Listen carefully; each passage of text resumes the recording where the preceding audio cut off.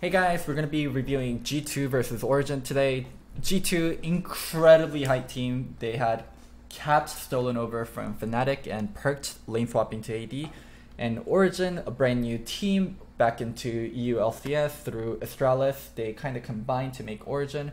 Key players are Mitty coming back and also Alfari joining, Nukeduck joining, a lot of hyped up players. And if you look in the back, you can see my friend Yuli in the back, so let's go start. Facilities back in Copenhagen.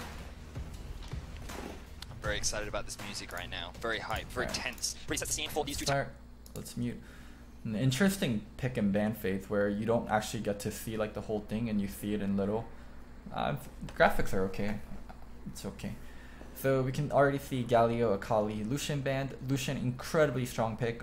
If you don't pick it first, then I do think it's worth banning. Aatrox can be played in multiple lanes, also an incredibly strong pick. We see that banned a lot. And Sejuani, some people say, is still the best jungler right now.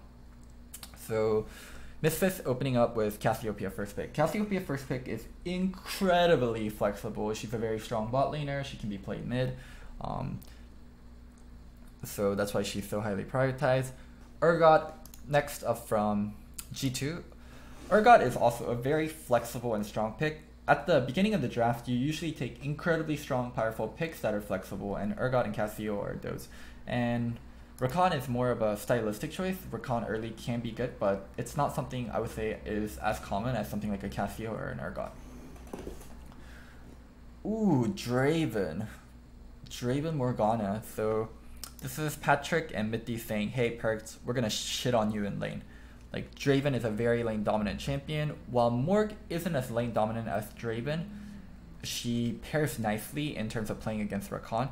And also, one thing that Draven does when you pick it this early is it breaks the Cassiopeia flex. So Cassiopeia can no longer go bottom, so it has to be a Cassio mid, maybe a Cassio top, but it's going to be Cassio mid, Draven AD, and Morgana support. Let's see what G2 replies with. Zoe. Looks like they're going to lock this in. So Zoe versus Cassio, that's most likely going to be the mid lane matchup. Now, what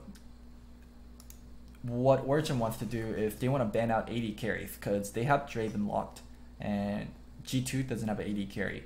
So they can ban out AD carries to kind of pinch G2's AD carry pool, and especially Perkz is going to be a new AD carry player, so he's not going to have as much AD carries in the pool. So that's what I would like to see Origin do, try to kind of pinch out Perkz. But instead, looks like they're banning Nocturne. Nocturne can be a really dangerous champion versus Draven, who doesn't have any kind of escape, but still, I would much rather see them ban out ADs.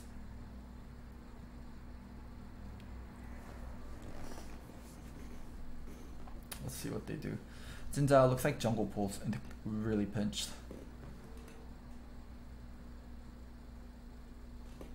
And then Yasuo. So Yasuo ban when the mid lane's already picked is just signaling that they're kind of afraid of Perkz playing Yasuo bottom. So that's what the Yasuo ban means. And it's not like a troll ban, because Yasuo can go bottom, that's why they're banning it. Ooh, Xayah Rakan. Looks like they're going to finish up Xayah Rakan instead going for Karthus. Huh, interesting.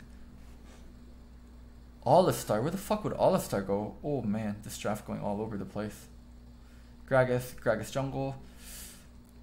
It gives them the engage they want. Gragas Sion, it rounds out their comp, because if you look at the first three, that's a lot of damage, that's a lot of carry potential, but they want stuff like engage, they want stuff like frontline. That's where Gragas and Sion comes in. Let's see how G2 finishes up their draft. G2 finishing up with Jace. Okay. So we can talk about the draft a little. So when they saw the Rakan pick, it looks like Origin really wanted to force them into a 2v2. That's kind of like a skill matchup, and they want to be aggressive with Draven. G2 declined to go into like an aggressive 2v2 matchup, and they are going for Karthus Rakan. Karthus, a champion that's a lot about clearing creeps in lane. Most of the time you're just clearing creep waves. You're not really being that proactive in lane.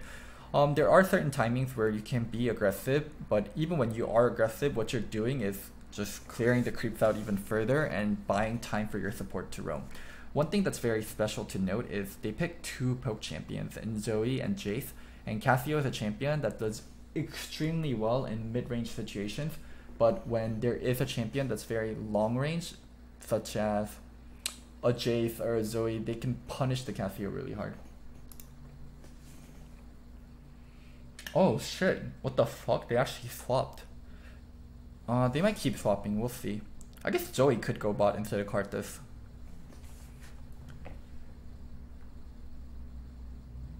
What? Karthus jungle? Ooh, okay. Karthus jungle, Jace mid, Zoe bot lane. Okay. Ooh, I'm not gonna lie to you guys and say I'm an expert on Zoe, but Zoe still can't deal with Draven that well. The 2v2 is gonna be something dangerous, and I'm very excited to see how this goes down. So one thing that a lot of analysts said regarding G2 and how they'll do is they're gonna struggle early because Perkz is gonna struggle to be on the same level of an AD carry player as the other AD carries already been playing AD carry for years and years, right? So one way you can get around that is to play stuff like Yasuo, to play stuff like Zoe, where you're not playing AD carry. He might still lag behind in terms of bot lane knowledge, but he's very proficient on these mid lane champions. And G2's comp is zero. It's very low frontline. The only frontline they really have is Urgot, and their engage comes from Rakan. So the comp is a little bit fragile, and it's very reliant on Zoe and Jace landing good pokes. Being able to clear the ward, like this ward fight is actually super important. You guys might think, oh, they're just fighting for warriors, like it doesn't matter that much, but having that vision early just changes what kind of pathing that the jungler can do, and having that information early is so crucial for junglers. Cannot stress that enough. Let's talk about win condition for comps a little bit. What G2 wants to happen is for the game to reach mid game with a lot of turrets still up, for the game to be even, and then to poke out Origin. While that is your win condition, one thing I'm really afraid of for G2 is when your win condition is poke and team fighting, OG actually has a team fight that could potentially match them, and a lot of great engages in Sion, Gragas E-Flash or Sion Ultimate, or even just random binding from Morgana. So yeah, G2's comp is going to be very, very reliant on being able to get the pokes without getting engaged, but OG comp has very strong engage tools, so I'm pretty curious to see how this game plays out.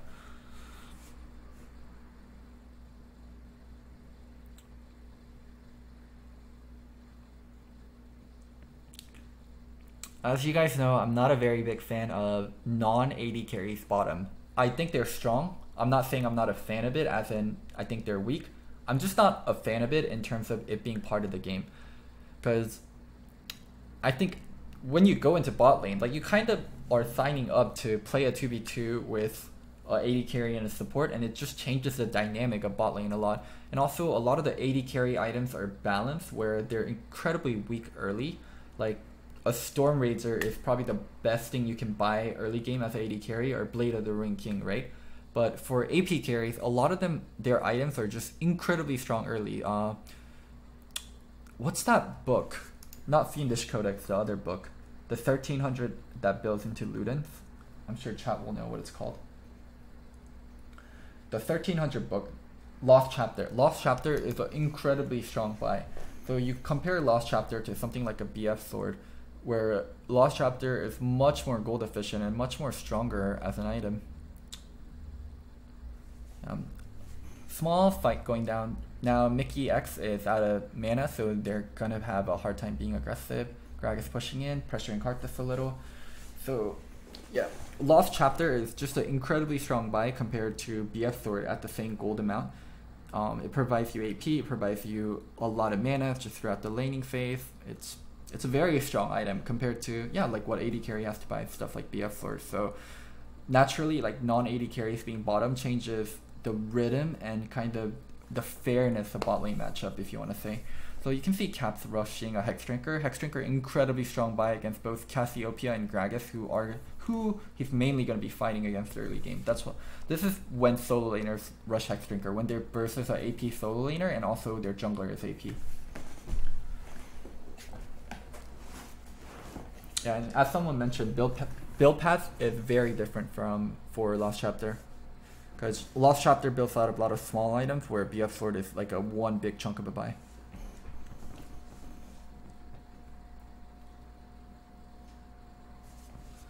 Let me set the title properly.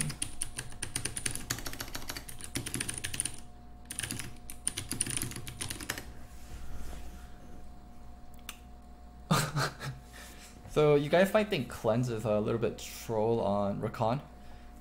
I do think it's not the greatest, and I would have probably... I'm trying to think what I would have been preferred to see, but with Perkz running Ignite, I guess Mickey X doesn't really have much else he could run. Maybe Perkz heal, Mickey X Ignite. But Cleanse has only one use this game mainly, which is to cleanse out of Morgana Q and Morgana R. You can say he can cleanse out of Cassio R, but honestly as Rakan, you shouldn't be getting hit by Cassio R. You're so mobile. Yeah, I mean, also, because you're so mobile, that's why I think it's troll. Ooh, we can actually take a look at this. I'll show you guys. I'll explain to you guys what happened. So here, if you look, Mithy's walking up, because he's about one creep away from level 6. But Perkz starts playing aggressive here.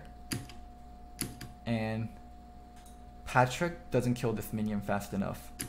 So he just kills this, and they kill Rakan, and then Mithy hits level 6. So he underestimated how long it would take for him to hit level 6. That's why Mithy walked up, took a giant piece of chunk, and didn't hit level 6 till later. But he was still able to kill Rakan because I think he landed a nice binding here. Let's look. Yeah, he looked like he was going for Perkz, and then he went on Mickey X instead, and he was able to land a nice binding. But unfair 2v2 due to Zankoth being able to ult. Oh shit, Edward, what's up?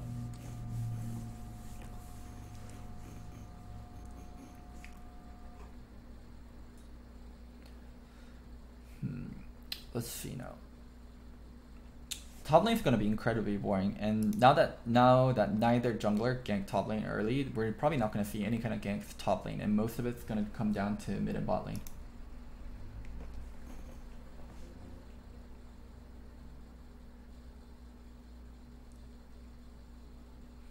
What G2 wants to still do is farm up much as possible. They want to be able to get to mid game and start poking, because they don't really have a jungler that can gank. Like a Karthus gank is not really a gank. It's kind of okay for bot lane because you still have Rakan that can engage for you if the gank comes, but it's still something incredibly weak compared to what a Gragas can do. Like a Gragas flashy ult is definitely a lot more dangerous than Karthus coming in and trying to defile the hell out of you. G2 is just trying to stabilize the game much as possible. Something we talked about, like Karthus coming in and then not being that strong of a gank. I mean, he comes in, walls, maybe has a Q or two, but that's about it. G2 wants to get to mid game. They want to get out of this laning phase as much as possible. Oh wow, holy shit. Wow, I actually want to check the replay on that. They showed the replay in the corner, but we can see Patrick playing this incredibly well. Holy shit, that was actually so well played. I didn't even realize. Okay, not this one. It's the one after. If you guys see here, he denied Rakan RW. I'm gonna play this in slow-mo so everyone can catch it. Did you guys see this? This is super important to look. Remember, we talked about if Karthus ganks, it has to be Rakan engaging. Rakan used RW, and Patrick was able to cancel it with his E. God damn, that's fucking... Oh, he didn't use RW, he used just W, but Patrick was able to cancel it. That's still god tier mechanics, being able to cancel. He E'd first and then they W'd. Let's see. Okay, he E'd first and then they W'd. But still, like, the presence of mind there to be able to use E to be able to cancel out spells that are coming, and if he doesn't cancel it out, he's either trying to E back and you cancel out the E and you can get damage. Just still a very, very well timed Draven E.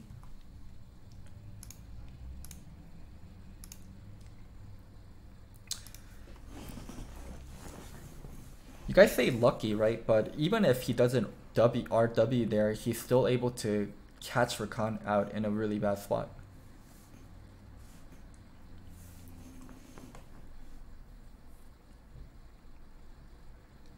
Cold, counter jungling a little.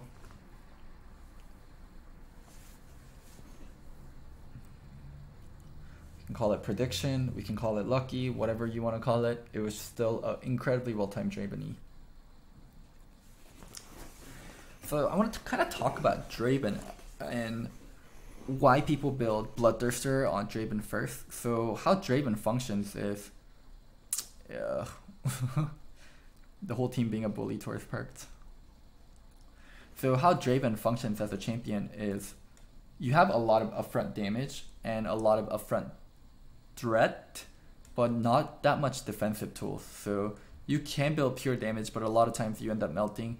And because you do so much flat damage with your axe autos, Bloodthirster becomes an incredibly efficient item on you where you're stealing so much HP. And a lot of times, you're not limited in the amount of auto attacks you can do in the attack speed due to your W, due to how strong your axes are if you're constantly able to pick it up.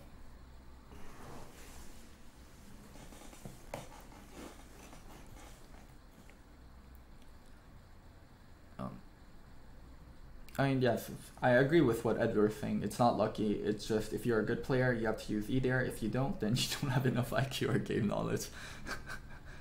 And it's just a spot where he wants to be using E, because Rakan's out of position. Rakan has two options. He either RWs you or he E's back, or maybe he does nothing. He's just in a shitty spot, and you want to be able to pressure him, and you want to be able to CC him no matter what he wants to do. I mean, G2 also trying to kind of match the pressure of what Draven and Morgana is able to accomplish bot lane, but you have a Karthus. Like, Karthus matching honestly doesn't do that much. Urgot coming down, yeah. So it's kind of a concept that I want to talk about. We'll watch how this fight plays out. I don't think they should be able to get turret here. Whoa, whoa, whoa! If 2 or 3 people stayed and not just they left Nuke Duck, they should have been able to defend this turret a lot more nicer. So let's talk about a really good concept that I think that's missing, and that's why I think G2 is coming out really behind in a lot of these. So it's called playing towards the losing side. So right now, like, Zoe and Rakan, they're actually the losing side. We talked about how Draven is incredibly strong in lane. He has a lot of ways to deny the Rakan engage with either his E or Morgana Black Shield, and also jungler such as Gragas is much more suited at 3v3s than something like a Karthus, who's just like walking in, and it's incredibly hard to land Defile. If you play Karthus at pro play, if you play Karthus at like even challenger level, you'll learn how hard it is to land your Qs versus good players that are actively trying to dodge. So one thing that's happening is G2 is actually taking a lot of the fights that's happening bot lane and that it's being initiated upon. And I actually think that's something incredibly bad from G2. They don't want to look for the fights early. Like, your comp isn't good at fighting early in bot lane. Like, these skirmishes that they're taking, they're constantly coming out behind on, and they just should not be taking even in the first place. So that's something that I think G2 is making a lot of mistake on, playing to the losing side and not playing to what their comp is good at, which is fighting later in full-on 5v5s and actually getting the pokes. Yeah, I mean, they are spending a lot of resources, jungler coming down, then being able to teleport bottom, but it's just not worth it, and they're fighting in the wrong spots. Really nice catch on Draven there. They just got Herald. They wanted to push out and probably threaten for Dragon. That catch allowing them to get mid lane, incredibly huge for G2. I agree they had TP advantage in that instant, but even with TP advantage, I'm not sure that's the best play for them to make. It is really shitty to be in a spot where you can't do anything and you're just waiting on other things to happen, but sometimes that's the reality of things when you pick a comp like this. G2 with that catch was able to respond with a nice mid turret and a top turret, and then now OG using their Rift Herald to get mid. Oh, that mid turret was actually so close. So remember one thing we talked about in like these 5v5 situations where G2 is able to poke, it's much worse for OG. Man, OG played that really badly. We can talk about this. So after they get Herald, right? I'll talk about what I would have really liked to see them do. So they play for Herald here. Like, I really don't like them like kind of staying behind like after Herald. After Herald like bashes its head in, right? You just kind of let it go. let's see what G2 did instead, or OG did instead. So Herald bashed its head in. There, I want all of them to back as it's going in. I don't want them to try to attack here. They have Sion bot lane and Sion's going to be pushing up until they see someone bot side. I don't want OG really pushed up here. And they're just like walking in to try to get additional autos onto this turret, but it's just ruining their positioning. And now G2 is able to respond, get the pokes. Yep, get the nice pokes like this. And Sion, instead of being able to push bottom all the way, he kind of has to respond in a really negative fashion where his whole team's running away and he's ulting in. And then Karthus ult able to finish off the Draven. And now it's OG that's actually on the run. I would have much liked to see them push bot, force G2 to respond to it, and then try to get a full on 5v5 engage. Yeah. Edward said they should have just used Herald a bit later, well, till someone goes bot to answer Sion push in Mayo. That's another way they can do it. Wait until they have someone pushing bot or showing bot, because the whole point is you have Sion bot lane and Sion's able to threaten the turret. You don't need to be that pushed up mid. It's just a very, very hasty play from OG. OG has to be very on point about the kind of team fights they're taking, because if they're ever in a wishy-washy part of the game where they're not sure if they should take the team fight, G2 is going to be able to land poke or land a recon engage. They have to be very, very decisive about the fights they're taking. They have to be 100% about, yo, we take the fight right here, or no, we're not going to take this fight at all. Everyone needs to back up. If they don't make a surefire call, they're just going to get poked out constantly. And here, like Zoe poke, Jace poke, just so disgusting. And then now Karthus ult engaging on Cassio. Oh man. Yeah. I think OG gave G2 a lot of space already and they weren't able to get a good fight, and now they're playing on G2's tempo. So what I mean by playing on G2's tempo is, how can I explain this tempo concept? They're playing where G2 is one step ahead of them and they're constantly walking into clear wars, walking into deal with sideways, walking into where G2 is already positioned to poke them or try to get a good engage onto them. And it's not OG that's it's not OG actually putting G2 in uncomfortable spots and forcing engage onto them. You can see the amount of pink wards that G2 has, and you can see the amount of people G2 has on the map and how OG constantly are walking into G2. Like this Sion engage right there, like that's just never gonna happen. And even if you do get that engage, like Cassio's so far away and you're engaging onto an Urgot, and then yeah, look at the amount of wards that G2 has in the river and in the important spots like near Baron. This is going to be their next play. OG is going to be forced to check into Baron, and it's just not going to be great for them. Yeah, we can see here OG trying to check in. Caps can keep poking them out. Once Joey gets mid lane and pushes it out, you can see this is a great example of how suffocating it is to play from OG's side. They don't have enough wards on Baron. They don't know if Baron can start. They're not going to have mid priority. They have Sion all the way bot lane without ultimate. Maybe ultimate's coming up soon enough, so that won't be a problem.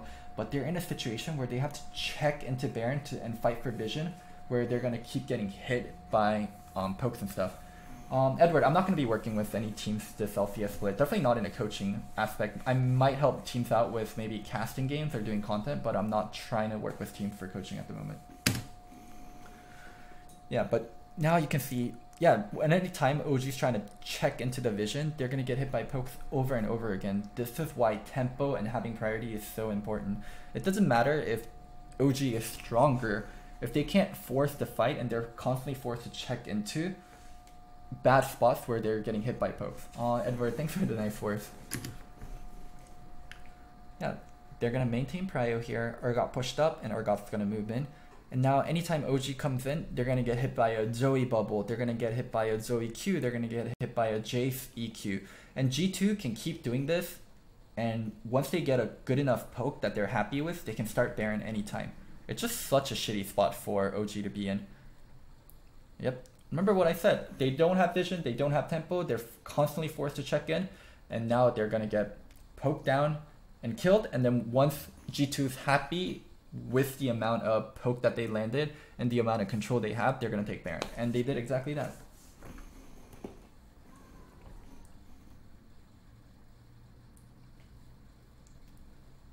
Yeah, OG's just constantly forced to check in, and this is what happens when you're constantly forced to check in.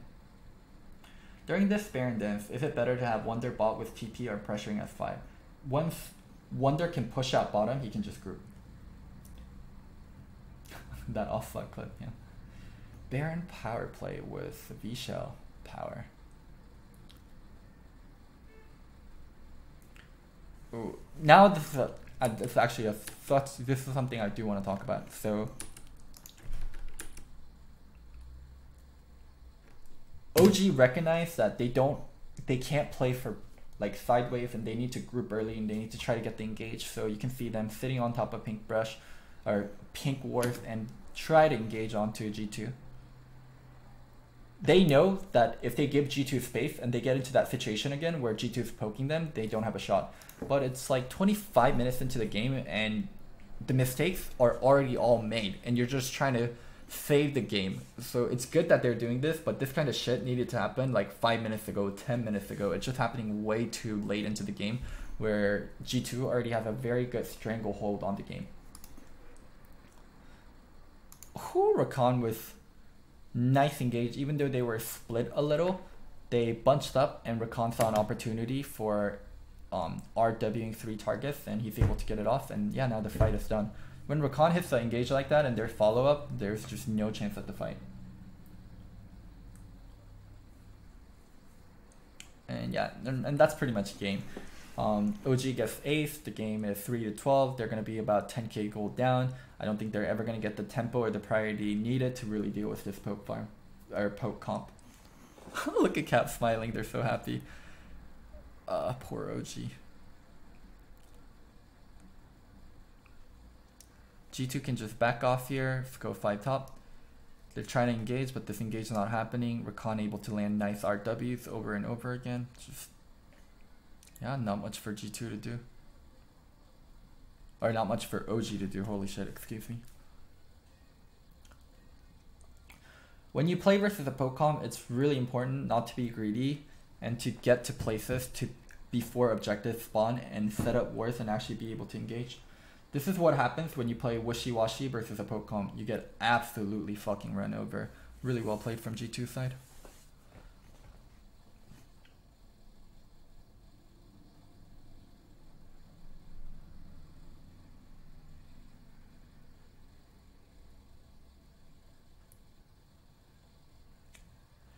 Wow, that was actually such a